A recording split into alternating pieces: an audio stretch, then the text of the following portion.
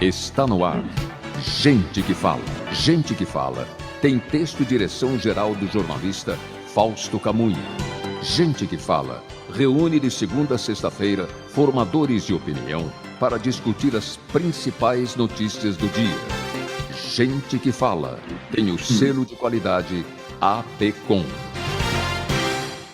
Olá, olá, boa tarde. O programa Gente que Fala está começando. Estamos ao vivo pela AltV, a TV da internet e também pelas redes sociais, Instagram, Facebook, nosso canal no YouTube, tudo à sua disposição para você acompanhar essa nossa jornada de hoje até a 13h. A gente quer você aí curtindo, comentando, compartilhando a nossa transmissão. Participe também pelo WhatsApp, com perguntas aqui aos nossos entrevistados de hoje. 973350038 é o número. De novo, 973350038. Eu sou Mauro Frismo. Meio-dia agora, é quinta-feira, você conhece o nosso espaço aqui, edição do Gente do MPD que Fala, parceria nossa com o Movimento do Ministério Público Democrático, o apoio da Câmara Brasileira de Diagnóstico Laboratorial e do escritório Nasser Rajab Advogados Associados. Vamos apresentar os nossos entrevistados de hoje, que vão tratar dos temas por aqui propostos, vão analisar os assuntos e debater também. Dr. Roberto Liviano, procurador de Justiça, escritor, palestrante, membro da Academia Paulista de Letras Jurídicas, presidente do Instituto Não Aceito Corrupção e ex-presidente do MPD. Dr. Liviano, bem-vindo, como vai? Sempre uma alegria estar com vocês, uma ótima tarde aos nossos queridos convidados. É uma alegria compor esta mesa aqui, nessa nossa jornada informativa tão importante. Obrigado pela presença, doutor Liviano, também com a gente, o doutor Fernando José da Costa, advogado, professor universitário, ex-secretário de Justiça e Cidadania do Estado de São Paulo. Tudo bem, doutor Fernando José? Boa tarde. Boa tarde, Mauro. Em nome do meu amigo, procurador de Justiça, Roberto Liviano, gostaria de cumprimentar a todos os convidados e internautas que acompanham esse rico debate nesse dia de hoje. Obrigado pela presença, doutor Fernando José da Costa. Também com a gente, doutora Sara Bonini, advogada, escritora, conselheira seccional e ex-presidente da Comissão de Direitos Humanos e da Igualdade Racial da OAB São Carlos e conselheira da USP São Carlos também. Tudo bem, doutora Sara? Bem-vinda. Tudo bem, obrigada. Boa tarde a todos. Muito honrada pelo convite, estar aqui entre pares de destaque. Um abraço a todos do Conselho da OAB São Paulo. Também com a gente aqui na nossa bancada de hoje, Fúlvio Facco, farmacêutico bioquímico, ele é diretor-geral da Thermo Fisher Scientific para a América Latina, divisão proteínas e vice-presidente da Câmara Brasileira de Diagnóstico Laboratorial. Fúlvio, bem-vindo mais uma vez, como está? Obrigado, Mauro. Um prazer estar aqui com vocês e dividir essa mesa com pessoas tão ilustres. Vamos lá, minha gente, 12:02, nosso primeiro assunto deste Gente do MPD que Fala. O presidente Luiz Inácio Lula da Silva recebeu sinalização do Senado de que não haverá dificuldades na aprovação do nome do advogado Cristiano Zanin, caso ele seja indicado para ocupar a vaga de Ricardo Lewandowski, que deve deixar o Supremo Tribunal Federal em maio. De acordo com assessores do governo, até mesmo o presidente da CCJ, do Senado, Davi Alcolumbre, teria indicado não ter resistência ao nome de Zanin e que poderia adotar celeridade na marcação da sabatina. Apesar de ser advogado do presidente, o que pode levantar um debate ético, até mesmo senadores de partidos da oposição não acreditam que haja dificuldades na aprovação. Procurador Liviano, eu começo com o senhor a respeito desse primeiro tema. Não dá para a gente não entrar no debate ético, não é verdade? Afinal, Cristiano Zanin, doutor Cristiano Zanin, é advogado do presidente Lula. Sim, o Cristiano Zanin é advogado do presidente Lula e, por essa razão, é uma pessoa que goza de confiança do presidente. Não é? É uma pessoa que tem a sua confiança. Não é? Como outros ministros do Supremo foram indicados por serem pessoas de confiança dos presidentes, como Gilmar Mendes, que era advogado-geral da União, e por ser pessoa de confiança de Fernando Henrique Cardoso, foi indicado ministro do Supremo. Não é? Como André Mendonça, que foi advogado-geral da União e ministro da Justiça, por ser pessoa de confiança do presidente Bolsonaro, foi indicado para ministro do Supremo e foi aprovado, né? É bem verdade que Cristiano Zanin é o advogado pessoal do presidente, são relações diferentes, mas a Constituição Federal ela exige o notável saber jurídico e a reputação ilibada, né? Não há propriamente uma vedação em relação a isso. A meu ver, não existe proibição a esta indicação. O que deve acontecer é um exame de eventual indicação, seja do advogado Cristiano Zanin, seja de outra pessoa, outro homem, outra mulher, que eventualmente o presidente Lula indique, que haja uma indicação, uma análise, uma sabatina efetiva por parte do Senado, não é? Assim funciona o sistema de freios e contrapesos, não é? Assim deveria ocorrer. O presidente indica e o Senado cumpre o seu papel no sistema de freios e contrapesos. É isso que nós deveríamos ter. Agora, aproveitando esta deixa, esse gancho, essa provocação, eu acho que é interessante, quando falamos sobre Supremo, relembrar que o Supremo precisa ser modernizado. O modelo de escolha dos ministros precisa ser atualizado. Eu diria, pelo menos, instituir-se mandato para os ministros, né? André Mendonça, Cássio Nunes Marques, Antônio Toffoli, são ministros com perspectiva de permanência no Supremo por 30 anos, numa escolha política. É diferente de uma escolha por concurso público. A Alemanha tem mandato, muitos países têm mandato, e o Brasil, a meu ver, precisa instituir mandato para os ministros do Supremo, né? Então, eu, com todo o respeito a opiniões contrárias, sinceramente, sem entrar no mérito do nome do advogado Cristiano Zanin, que é uma pessoa, a meu ver, preparada para o exercício da sua função, né? Eu respeito, admiro muitos advogados, como admiro profundamente o advogado Fernando José da Costa. Sem advogados não há distribuição de justiça, né? Muitas vezes pessoas reagem de maneira brutal, selvagem ao trabalho dos advogados, confundindo-os com a figura dos criminosos. Isso é inadmissível.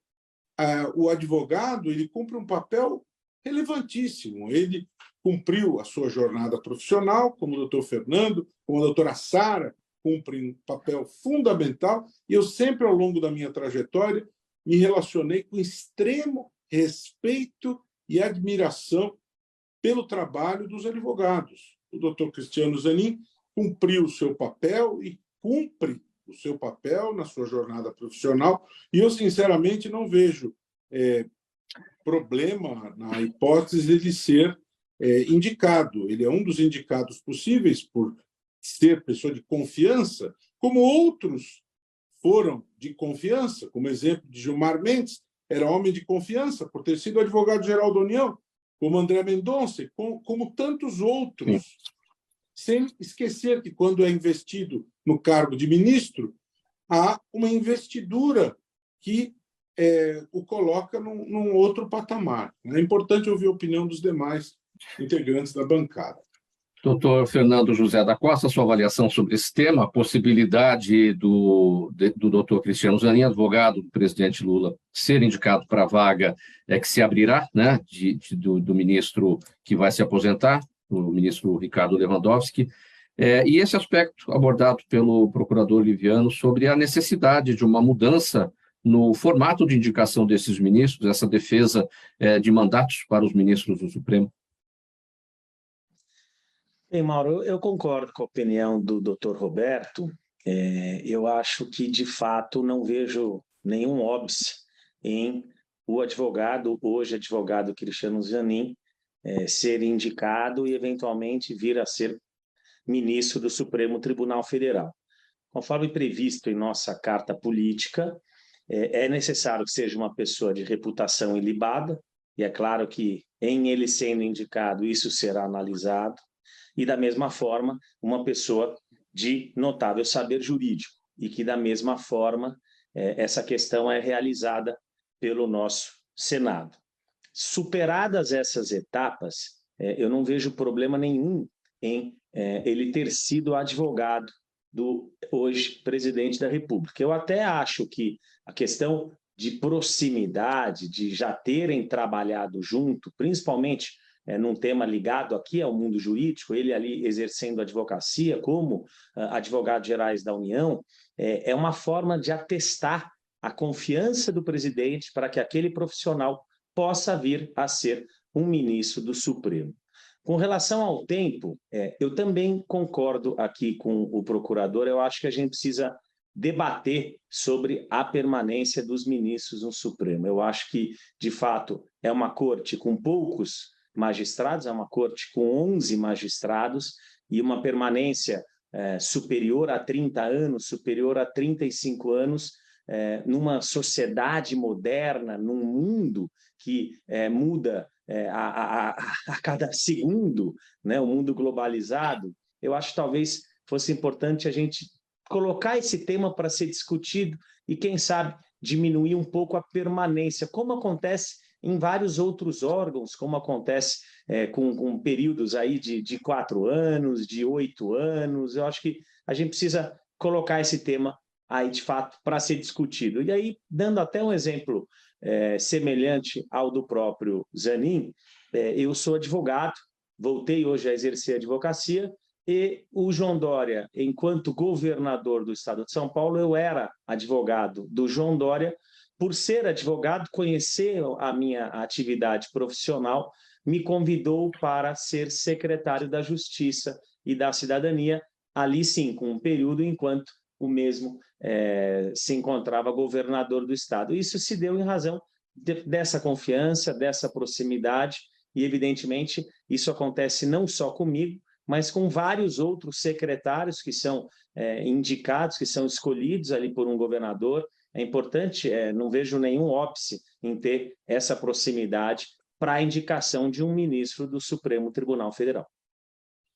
Doutora Sara Bonini, o seu entendimento sobre esse tema, o formato de indicações para ministro do Supremo Tribunal Federal.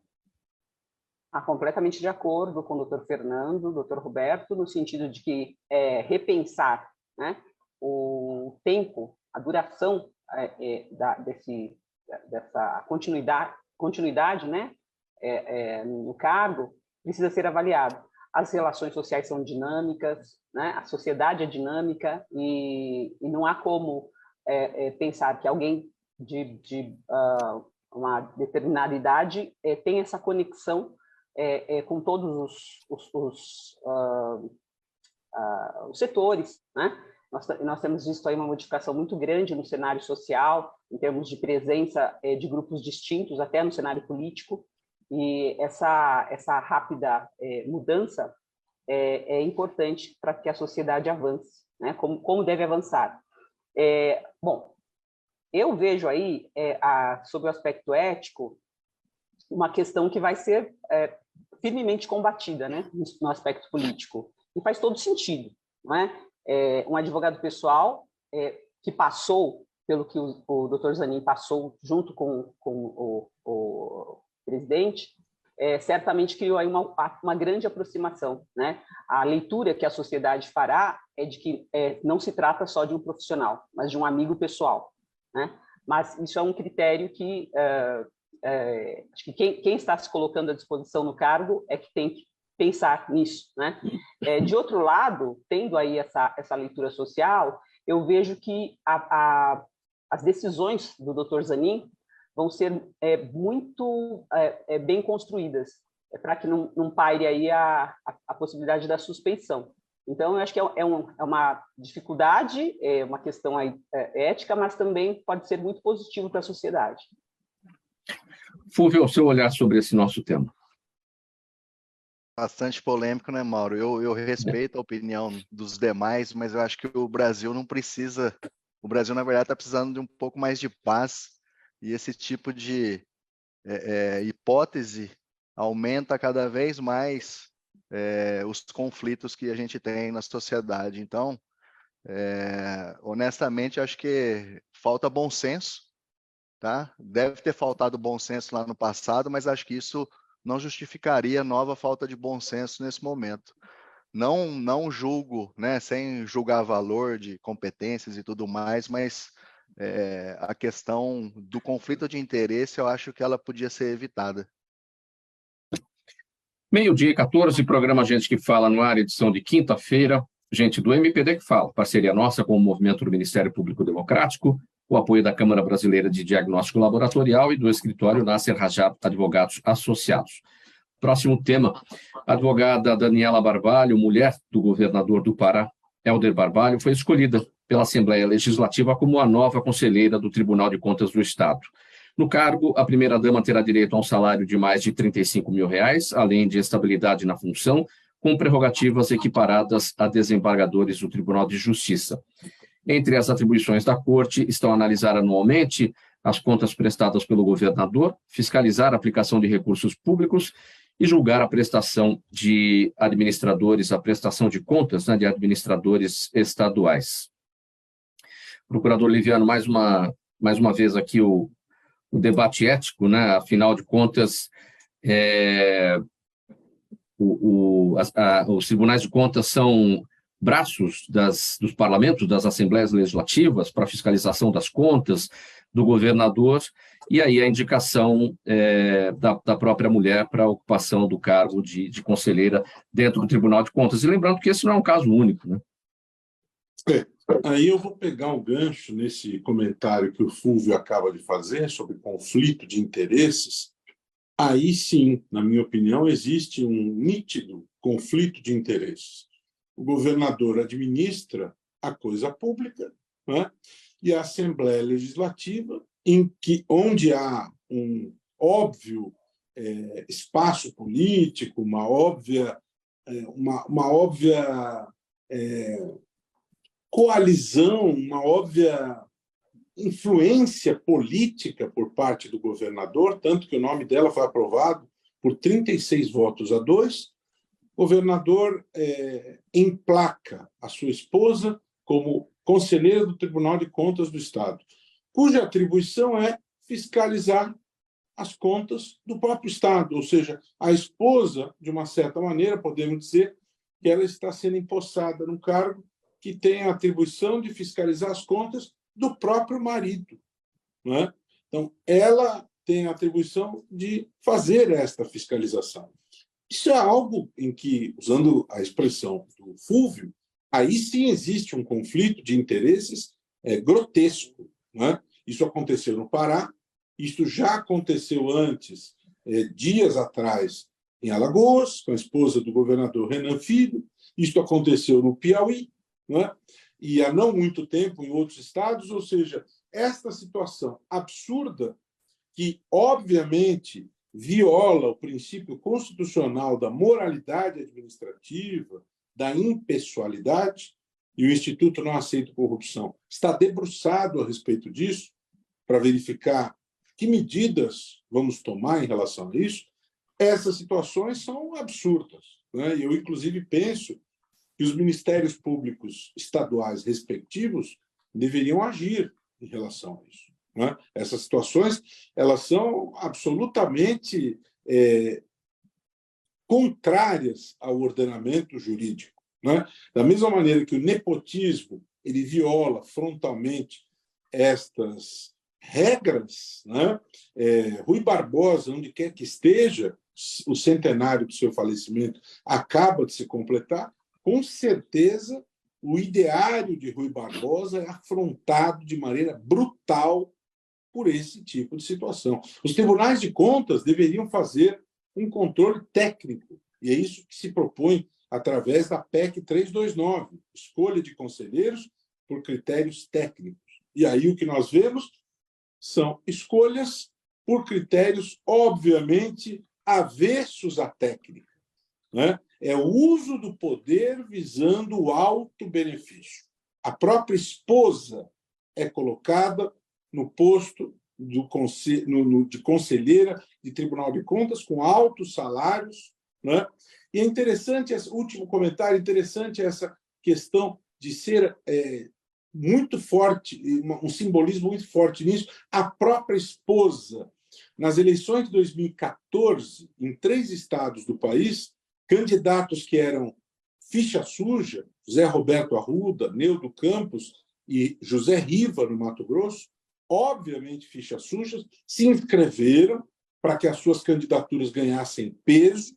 E, no último instante, quando o sistema de justiça eleitoral proclamou a inviabilidade das candidaturas, eles indicaram como substituto na corrida eleitoral as esposas, para que elas assumissem o bastão político. É interessante essa repetição de padrão da esposa ser colocada no Tribunal de Contas para fiscalizar as contas do próprio marido. Né? A meu ver, isso é uma aberração, isso precisa ser questionado, discutido, porque isso fere princípios fundamentais, isso fere a própria essência republicana, do meu ponto de vista. Doutor Fernando José da Costa, o debate está posto. O procurador Oliviano falou sobre a preocupação do Instituto Não Aceito Corrupção, que está debruçado sobre esse tema para tentar encontrar um caminho, uma alternativa para pôr um fim aí nesse conflito de interesses, que é muito comum, não é um caso isolado. Enfim, o seu olhar sobre esse tema, como colocar um fim nesse conflito de interesses? Acho que o primeiro ponto a se analisar sobre essas indicações e sobre essas nomeações é a questão da legalidade. Não há, de fato, nenhum impedimento legal para que esposas de políticos ou até esposas de governadores possam ser nomeadas conselheiros de Tribunal de Contas. Então, tem que ter também reputação ilibada, tem que ter um conhecimento técnico, não mais só jurídico, mas pode ser econômico, contábil, mais de 35 anos de idade, diferentemente do Supremo, até um limite de 65 anos de idade. E essas pessoas que estão sendo indicadas respeitam esses requisitos legais. Portanto, não há nenhum impedimento legal. Mas, da mesma forma, está previsto em nossa Constituição também o direito à crítica.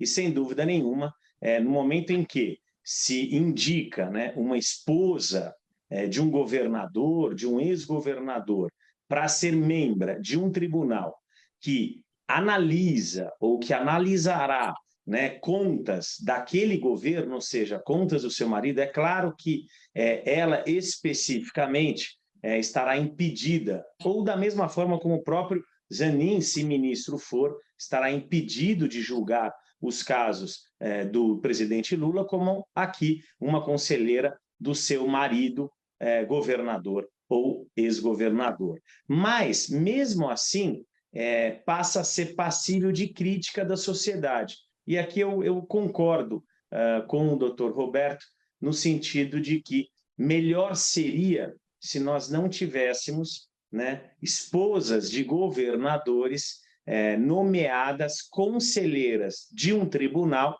que vai analisar várias situações, como aprovação de contas, como a fiscalização da aplicação dos recursos públicos, eventualmente irregularidades que possam acontecer dentro daquela gestão. Então, melhor seria se elas fossem indicadas para outros tantos cargos que não esse especificamente. Por mais que não haja um impedimento legal para que ocorram essas nomeações, como você mesmo disse, Mauro, não é o primeiro caso e entendemos que não será o último, vários casos, mas eu acho importante a sociedade criticar, a sociedade protestar e, quem sabe, a gente crie mecanismos que impeçam esses tipos de nomeações, como existem outros mecanismos para cargos de confiança.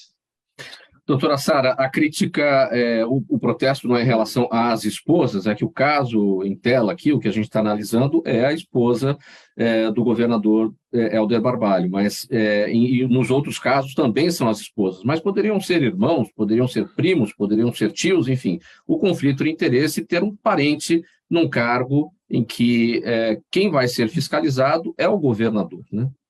Exato.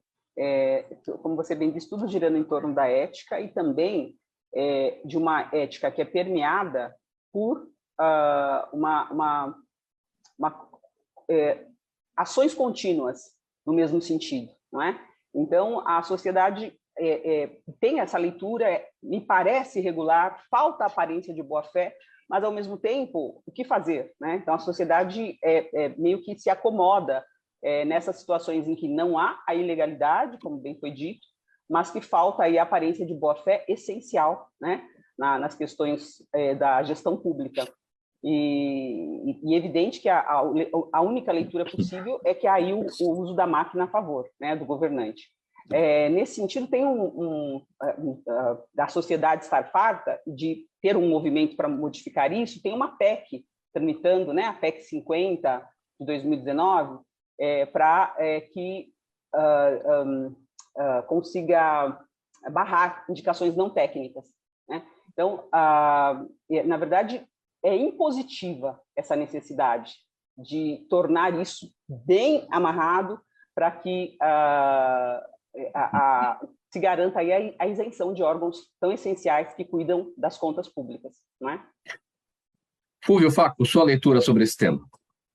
Não, pegando no gancho, né, na fala dos demais, acho que o Dr. Roberto falou a palavra aberração, o Dr. Fernando comentou mecanismo. De fato, né, e juntando com a PEC da Sara, é o seguinte, precisamos de fato melhorar, né, as leis, criando mecanismo para evitar esse tipo de aberração. Então, eu como cidadão, eu espero isso, entendeu? Que a lei, né, ou que a regulamentação desse tipo de posição, né, ela não seja tão ampla que permita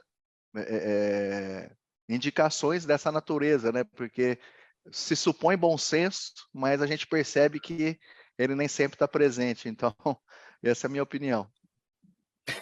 12h06, programa Gente que Fala, edição de quinta-feira. Estamos no Gente do MPD que Fala, parceria nossa com o Movimento Ministério Público Democrático, o apoio da Câmara Brasileira de Diagnóstico Laboratorial e do escritório Nasser Rajab Advogados Associados. Fúvio, vamos mudar aqui um pouquinho o nosso assunto, vamos sair aqui da política para falar sobre saúde, porque o Ministério da Saúde começou a distribuir, nessa semana, 47 mil doses da vacina contra a Mpox.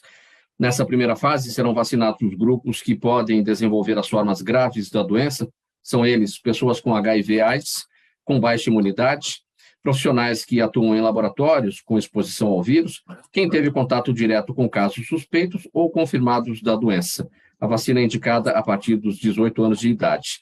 São 2 doses, com um mês de intervalo entre elas, e o Brasil já registrou 10.800 casos da Mpox, 15 pessoas já morreram. Como é que você avalia esse novo momento? São poucas doses, né? É uma vacina que está bastante escassa ainda, não é, Fúvio? Isso mesmo, Mauro. De fato, existe somente um fabricante, é um fabricante que fica localizado na Dinamarca. Então, para suprir toda a demanda mundial, a gente, né, vê esse tipo de racionamento, chegando poucas doses no Brasil, pouco menos de 50 mil doses, e aí não tem como, o governo tem que racionalizar e definir quais são, né, o público prioritário. Acho que está bem definido. Por sorte, acredito que essa doença ela não se mostrou tão epidêmica, mas a gente não pode baixar a guarda, né? E uma vez tendo a vacina, a gente precisa de fato investir nisso, trabalhar muito essa questão que infelizmente foi alvo de muitas fake news, né, sobre efeito de vacina e tudo mais. A gente sabe que as vacinas elas foram e são muito importantes para a saúde pública né, do mundo, e principalmente do Brasil, que tem um serviço de vacinação exemplar. A gente erradicou poliomielite, sarampo, e esse tipo de corrente, né, anti-vacina, ela não pode acontecer em casos, por exemplo, como o da Mpox, né, que é uma vacina de vírus atenuado, ou seja, mesmo aquelas pessoas que são contrárias às novas tecnologias empregadas nas vacinas do Covid não poderão usar o mesmo argumento, entendeu? Porque esse tipo de vacina é o tipo de vacina convencional e que, de fato, não... a segurança, com certeza, ela já foi avaliada e, estando aprovada pela vigilância, o uso é seguro. Então, a gente tem que incentivar, temos que fazer uma corrente do bem, porque é uma doença muito complicada, assim, é uma doença que pode estar associada a outras enfermidades, como imunossupressão, né, como público-alvo que são de pessoas, né, que estão em tratamento, sejam aidéticos ou tomando alguma medicação que traga alguma diminuição do sistema imune. Mas fico feliz, eu acho que a gente está no caminho, agora é só, de fato, entrar na fila para conseguir mais doses e estar sempre preparado para conter qualquer pico de contaminação que aconteça. Pois é, entrar na fila para ir atrás de mais doses, né? Você salientou, Fúvio, que são poucas doses, porque é um único fabricante dinamarquês, né? Qual que é o caminho para isso ser ampliado? Essa patente é deles? Isso não pode ser fabricado, essa vacina não pode ser fabricada por outro laboratório? Pode sim, e inclusive a Fiocruz, né, no Rio de Janeiro, ela já está também desenvolvendo a nossa própria vacina. Então, acredito que é uma questão de tempo para a gente ter o nosso próprio produto aqui, independente das patentes nacionais ou internacionais. A gente está no caminho, vai levar um pouquinho, né, de mais tempo, mas a gente tem total capacidade e know-how para produzir essa vacina aqui. Sara Bononi, a gente... porque você é advogado, você é escritora, enfim, mas você tem um trabalho também artístico, né? Eu queria abordar a respeito disso com você, dentro desse trabalho artístico, por conta da pandemia, já que a gente está falando de saúde. Você desenvolveu um trabalho, você é atriz, poetisa, e tem um poema produzido aí por conta da pandemia. Como é que isso surgiu? Como é que naquele momento de isolamento social que a gente enfrentou, tudo isso pode colaborar com, enfim, com aquele cenário todo que a gente estava vivendo? Olha, eu transito, né, como a profissão principal aí é na advocacia, eu transito. E então eu transito na produção artística também. E eu tenho um grupo, um coletivo, né, que eu convivo, enfim, amigos. E acho que toda a sociedade ressentiu demais o que nós passamos. E muito adequado você falar disso nesse momento em que estamos tratando de uma questão que diz aí de como a nossa ciência foi tratada, né? Talvez, possivelmente, gostaria até que o Fúvio se posicionasse sobre se os investimentos fossem tão fortes e criteriosos como seria o esperado, né, diante de uma doença como essa, se nós já não tivéssemos mostrado para o mundo, né, ofertado para o mundo aí outras possibilidades, ao invés de estarmos aguardando nesse momento. Então, será? Então, foi um momento de muita tristeza, e eu acho que quem transita pela arte não tem como se dissociar da produção artística. Eu estava há muito tempo sem escrever, tem um livro publicado que chama Pororoca Cobogó, e eu acabei escrevendo bastante nessa fase, então para mim foi um período bem produtivo.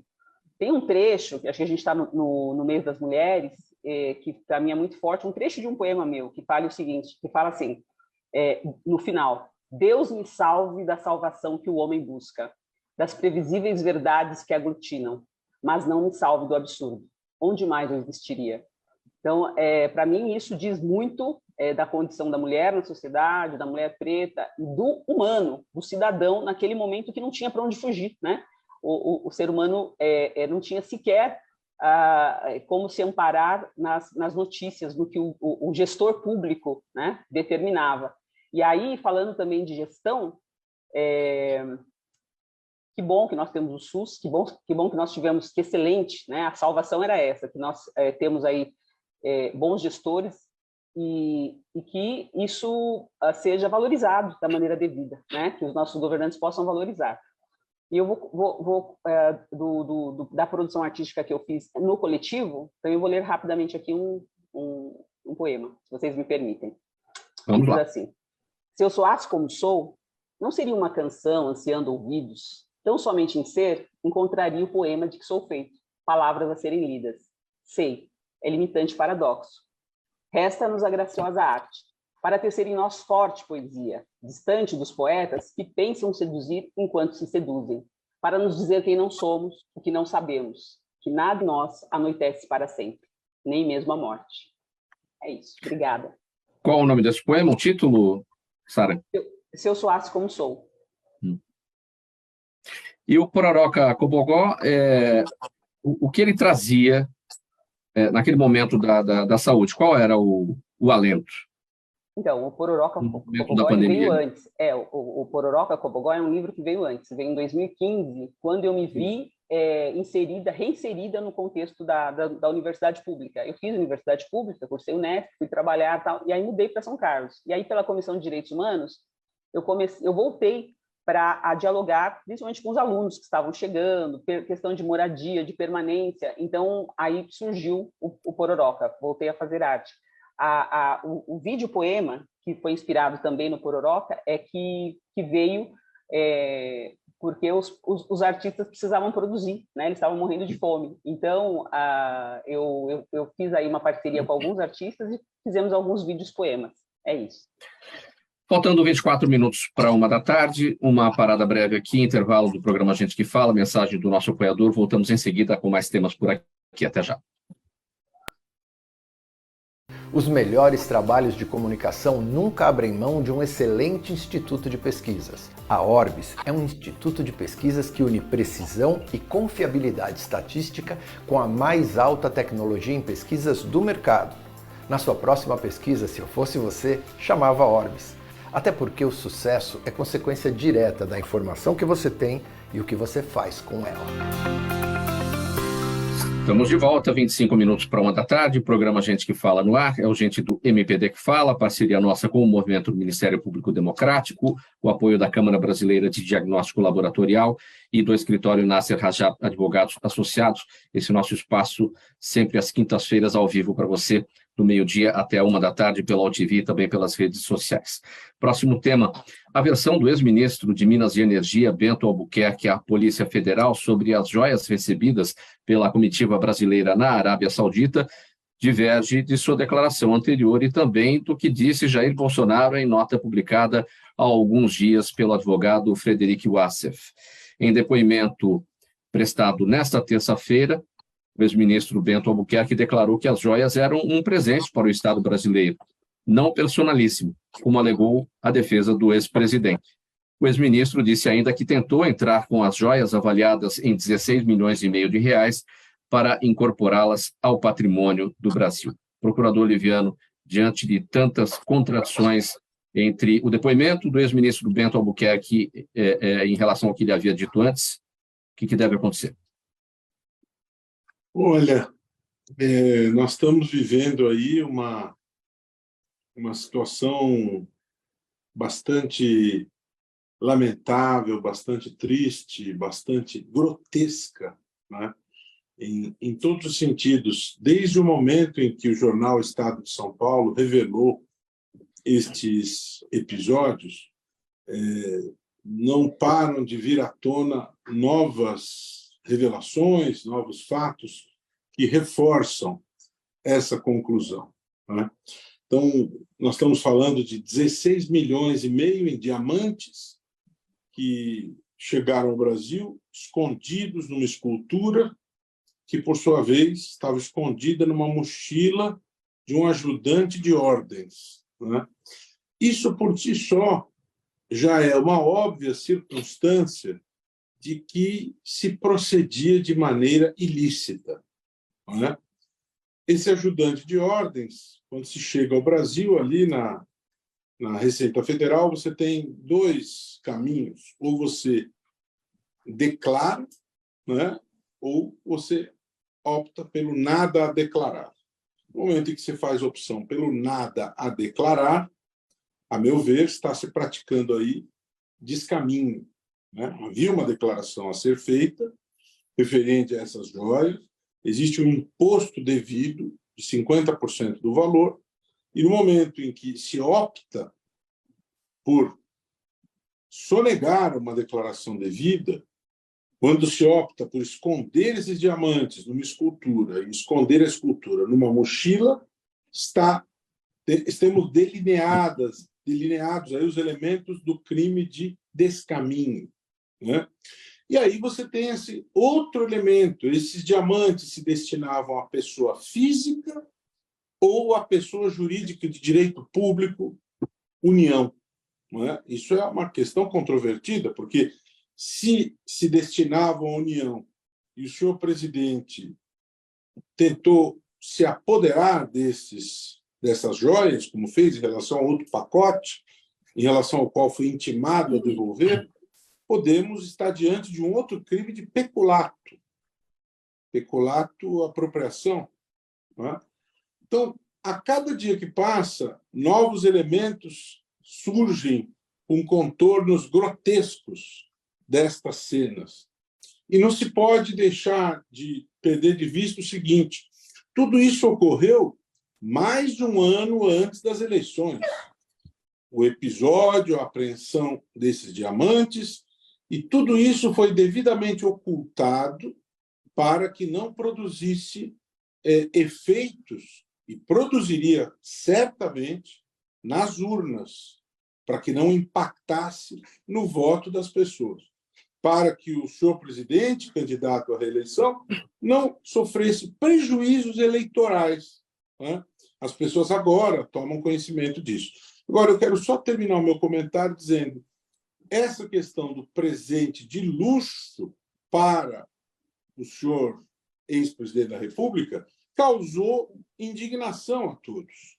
Então, já que temos ao menos esse legado da indignação, presente de luxo ao senhor presidente, pelo menos que isso sirva para que o Senado da República fique atento e corrija as situações absurdas contidas no projeto de lei aprovado na Câmara relacionado à regulação do lobby. E um dos temas é presente de luxo. No projeto aprovado na Câmara, permite-se que particulares convidem agentes públicos a serem transportados em primeira classe, a serem hospedados em hotéis 5 estrelas, a serem alimentados com caviar e outros alimentos de luxo, em feiras, seminários, congressos, cursos. Isso é, obviamente, inadmissível à luz da ideia da prevalência do interesse público. A meu ver, isso é corrupção legalizada. Não tem outro nome para dar para isso. Né? Isso é presente de luxo admitido pela lei. Há mais um conflito de interesses, pegando a expressão do Fúvio. Então, é uma oportunidade para que o Senado, cumprindo aí o seu papel dentro do nosso sistema bicameral, corrija esta e outras barbaridades contidas no projeto, como a não obrigatoriedade de compartilhar documentos nas tratativas do lobby, não considerar lobby tratativas por redes sociais, por meios digitais, não haver publicização de agenda, não assegurar espaço para a sociedade civil, instituir indevidamente sigilo. Tudo isso precisa ser corrigido pelo Senado. Aliás, o Instituto publicizou uma nota técnica que elaborou cuidadosamente sobre isso, e já foi divulgada amplamente, que nós estamos encaminhando hoje à presidência do Senado da República, com as nossas observações devidamente elaboradas sobre isso. Né? Então, que sirva ao menos para isso. Agora, esse episódio todo ele é grotesco, e ele representa a negação dos valores republicanos. E nós não estamos falando de R$16, nós estamos falando de 16 milhões e meio de reais em diamantes. Doutor Fernando José da Costa, se o próprio ex-presidente Bolsonaro devolverá o segundo pacote, o relógio, enfim, o que estava contido nele, isso já reforça a ilegalidade, não é? Porque, aliás, até porque ele foi intimado pelo TCU a fazer isso, né? Então, mas isso já reforça a ilegalidade. Esse é um tema que é regulamentado. A questão do presente e do brinde a servidores públicos. Na verdade, é vedada a entrega de presentes para servidores públicos. O que é permitido são brindes que são, inclusive, não a uma determinada pessoa específica, mas sim a um conglomerado de pessoas, e o seu limite, até para surpresa de muitos que nos acompanham aqui hoje, é de R$100. Então, qualquer presente que supere esse valor é algo que deve ficar não ali com a pessoa física, de interesse da pessoa física, mas para a pessoa jurídica, para a União, para o Estado, para o município. Então, quando a gente fala desse caso específico, desses dois presentes, e aí nós estamos falando de dois, nós estamos falando desses brilhantes, a princípio destinados aí para uma mulher, estamos falando também de um outro presente, a princípio destinado para um homem, um num valor que supera 16 milhões de reais e um outro num valor que a princípio supera 400 mil reais.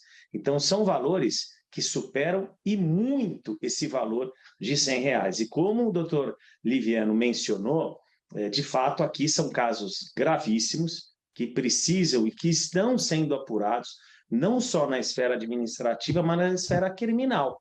E, evidentemente, a gente vai ter aí novidades com relação aos eventuais responsáveis, porque muitas questões precisam ser colocadas aqui.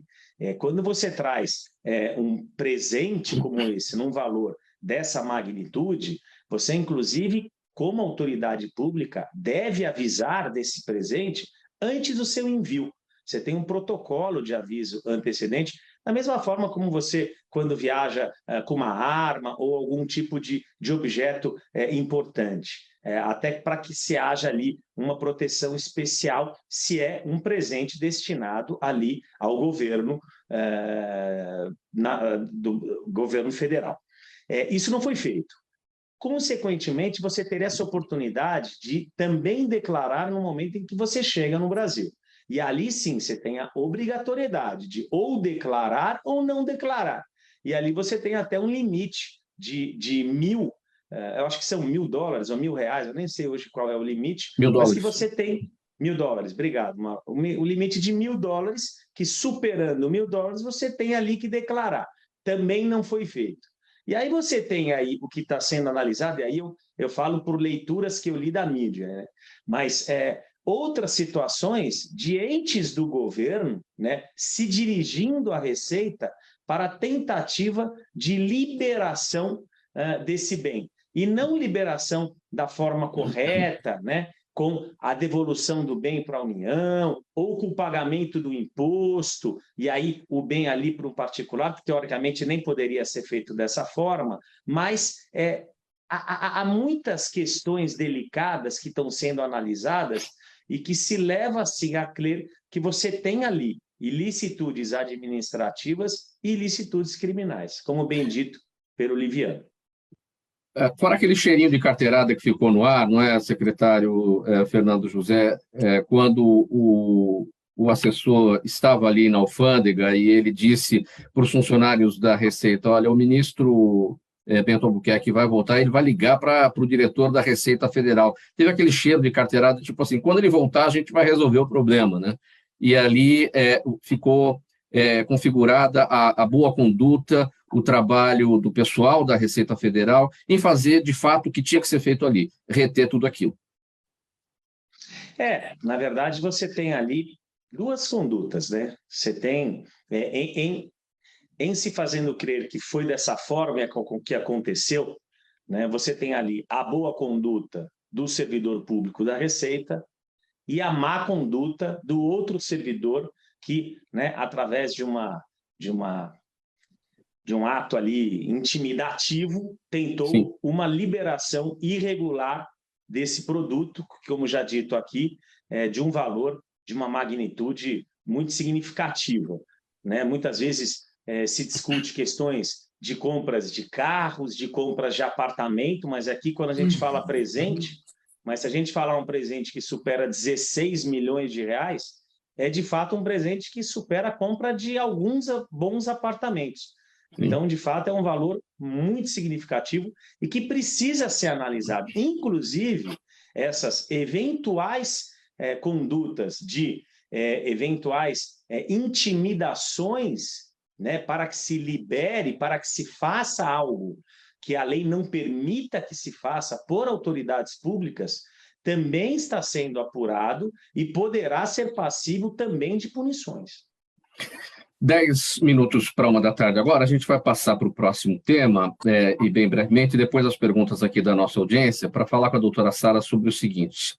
Doutora Sara, o ex-jogador Robinho tirou fotos num jogo de futebol com amigos anteontem, em Santos, no mesmo dia em que o Superior Tribunal de Justiça determinou que ele seja convocado imediatamente para apresentar sua defesa no processo. As fotos mostram Robinho numa rara aparição pública desde que o Ministério Público Federal concordou com o prosseguimento do processo, que pode levá-lo à prisão no Brasil por um estupro cometido na Itália. Na semana passada, seus advogados informaram ao STJ seu endereço atual para que possa ser notificado.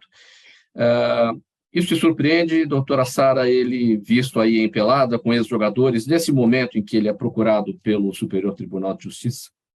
Olha, eu vejo que ou ele, no seu ato, noticia que não está com a consciência tranquila e que acredita que tudo vai ser, o deslinde disso vai lhe ser muito favorável, mas nós já sabemos, né, que diante da decisão final da Justiça não será, ou ele está treinando para jogar com seus novos pares, né? Porque pelada também se joga dentro de um presídio.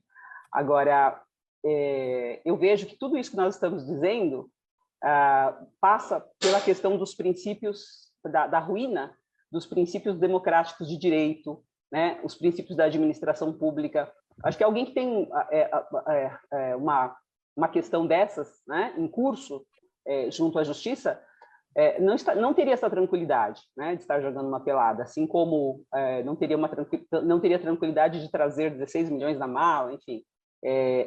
Esse diálogo muito negativo que foi do que é público e do que é privado, né, de como o cidadão trata as instituições, né, e como as instituições se comportavam diante disso, eu acho que dão a tônica de tudo isso que a gente vê, inclusive do ato do jogador, da tranquilidade. Perguntas da nossa audiência. Doutora Sara está com a palavra, eu começo com você, doutora. A Camila Quaresma está no Facebook e pergunta por que temos visto tantas notícias sobre trabalho escravo no Brasil? Desculpa, eu estou ficando monotemática. Eu acho que essa situação, a situação do trabalho escravo, como tantas outras, eu que militei em direitos humanos por mais de 10 anos, né, num trabalho voluntário, à frente da comissão da OAB, então nós sabemos que o lugar do humano no Brasil sempre foi de vilipêndio, né, de falta de cuidados, de um olhar mais efetivo, né, de todas as instituições. Apesar de muitos, dentro das instituições, trabalharem por isso, não era a tônica. Então, nós tivemos aí um acúmulo de questões que, quando nós percebemos um grupo bem articulado dentro de um órgão, como tem sido o MPT, é natural que essas coisas só venham à baila, né? Então, acho que isso é resultado de um trabalho efetivo, de um grupo bem coordenado e que se dispõe a trabalhar, né? Procurador Liviano, pergunta aqui do Jaime do Jardim Bonfilholi. Jaime, obrigado pela participação sempre aqui com a gente.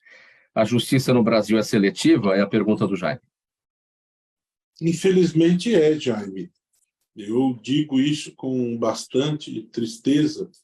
A gente luta para que a justiça, como aquela imagem de Temis, ela seja que tem aquela venda nos olhos e pouco importe o destinatário da justiça, mas, a meu ver, infelizmente, existe seletividade. Em vários momentos, esta seletividade é percebida. Não é? Quem tem defensores mais preparados, quem tem as melhores condições de defesa, muitas vezes consegue um desfecho mais célere para o seu caso. Não é? Isso acontece em muitas situações, lamentavelmente. Quem não tem as mesmas condições, infelizmente, fica relegado a um plano de inferioridade em relação ao acesso à justiça. Ou seja, a desigualdade que existe no campo geral, infelizmente, ela se projeta em muitos momentos no campo do acesso à justiça. Agora, pergunta minha, procurador Liviano, precisa virar essa mesa, de que forma?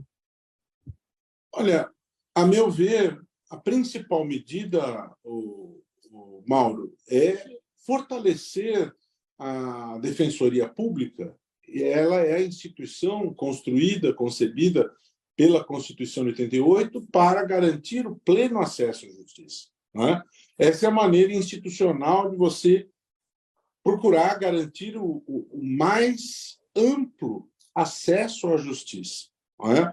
Agora, procurando olhar a floresta como um todo, fortalecer as instituições, Mauro, fortalecer o Ministério Público, fortalecer o Judiciário, a Defensoria, fortalecer a justiça como um todo, reverter essa questão da falta de credibilidade e enfrentar essa questão da impunidade. Existe uma percepção de que a impunidade prevalece.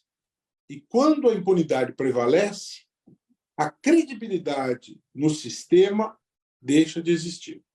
Então, nós vamos reverter isso, enfrentar a impunidade, fortalecer as instituições e fortalecer o sistema. Fúvio, Daniela Neves no YouTube pergunta, ela diz o seguinte, ela contextualiza aqui, os jornais de hoje estão noticiando que milhares de medicamentos para doenças raras foram incinerados pelo governo nos últimos anos. E aí a pergunta dela, o que pode ser feito para que esse tipo de coisa não continue acontecendo? Boa, um bom tema. Isso aconteceu não só com medicamento, mas também com vacina. O que acontece muitas vezes a gente vê que não há falta de recurso para compra, mas há uma falta de organização, uma falta de processo, depois logístico, para distribuir esse material, seja ele medicamento, seja ele teste, né, de laboratório, como o que aconteceu no Covid. Então, o que falta para que isso não volte a acontecer é uma melhor organização entre as esferas, desde a esfera nacional, né, federal, estadual e municipal, porque recurso existe e a gente precisa, de fato, usá-lo da melhor forma e só criando processos. Eu acho que isso é o que falta, sabe? A gente tem que ter uma continuidade, independente do gestor executivo que foi eleito para aquele cargo, para aqueles 4 anos, ou reeleito. A gente precisa ter, né, a cadeia funcionando, a cadeia da saúde funcionando independente disso. É a única forma da gente evitar desperdício, como a gente tem visto, infelizmente. Doutor Fernando José, o Lucas Nardi, aqui pela UTV, pergunta quais são os objetivos do LIDE Justiça. É trazer mais acesso à justiça à sociedade.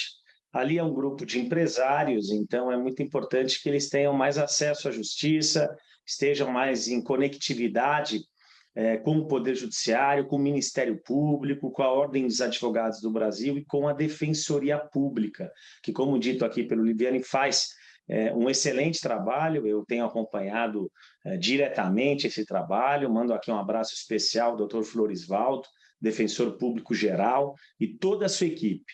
É um trabalho muito bem feito e, de fato, para que nós tenhamos uma justiça mais justa, uma justiça mais acessível à população, precisamos sim investir mais em defensores públicos. Queria falar até um pouco sobre esse tema. É fato, sim, que as pessoas que têm condições de terem melhores advogados acabam tendo uma defesa melhor tecnicamente falando, acabam ingressando com mais recursos, acabam se utilizando mais da legislação e, consequentemente, acabam se beneficiando de forma melhor do que aquelas pessoas que não têm essa condição. Eu faço até um paralelo com a questão da própria doença. As pessoas que conseguem ter um bom médico e conseguem ter bons tratamentos e bons medicamentos têm mais chance de cura do que aquelas que não têm esse acesso. Então, de fato, nós temos que trabalhar para um melhor acesso. E o Lide Justiça vem de encontro a esse acesso, esse maior acesso da justiça à sociedade. Vamos pôr um ponto final nessa edição de hoje do programa Gente que Fala. As despedidas bem breves de todos. Doutor Fernando José, com a palavra. 5 segundos para a sua mensagem final, doutor. Bem, um prazer, mais uma vez, estar aqui com vocês, conversando, batendo papo, principalmente com esse rico debate que foi realizado com temas atuais, com alguns amigos aqui. É um prazer estar com todos os convidados e espero uma próxima poder novamente estar conversando. Um abraço especial àqueles que acompanham e que acompanharão essa entrevista na internet e nas redes sociais. Uma boa tarde a todos. Obrigado. Doutora Sara, 5 segundos para a sua mensagem. Muito bom estar com vocês falando sobre legalidade, é um espaço essencial. Mas eu vou precisar fazer um pequeno parênteses para dizer que eu disse que era importante a diversidade de idade no STF, não que eu não de alguma forma, contra pessoas com mais idade. Obrigada pelo convite. Fúvio, sua despedida, 5 segundos. Grande prazer estar com vocês. Forte abraço aos demais da mesa, doutor Fernando, doutor Roberto, doutora Sara e Mauro, toda a equipe. Parabéns mais uma vez. Muito obrigado, Fúvio. Procurador Liviano, sua despedida. Sempre uma alegria participar do programa e eu sempre me sinto engrandecido e aprendendo muito com esses debates. Tomara que a gente consiga continuar promovendo. Muito obrigado, Sara, muito obrigado, Fúvio, muito obrigado especialmente ao Fernando José da Costa, querido amigo, por essa possibilidade. Obrigado, Mauro, pela condução desse debate, por essa mediação, que a gente possa continuar caminhando, né? Obrigado ao Nasser, à CBDL, que nos permitem seguir. Um forte abraço a vocês que nos acompanham sempre aqui e até a próxima. Termina aqui essa edição do Gente do MPD que Fala, nosso espaço aqui das quintas-feiras, parceria do Gente que Fala com o movimento do Ministério Público Democrático, o apoio da Câmara Brasileira de Diagnóstico Laboratorial e do escritório Nasser Rajab Advogados Associados. O agradecimento em nome de toda a nossa equipe aos nossos participantes de hoje, Dr. Roberto Liviano, Dr. Fernando José da Costa, doutora Sara Bononi e também o Fúvio Faco. O programa Gente que Fala é realização da ABCOM, na técnica da UTV, o Sérgio Oliveira. Valeu, Sérgio, pelos trabalhos de hoje. Apresentação minha, Mauro Friesman, pauta e redação do Pedro Schiavon, Zenilda Salvato, nossa diretora de produção, jornalista Fausto Camunha, nosso diretor-geral, na UTV, a direção-geral do Alberto Luchetti. Você aí do outro lado sempre, internauta, você espectador, a razão da nossa presença aqui todos os dias. Obrigado pela audiência. Amanhã tem mais, a partir do meio-dia, ao vivo pela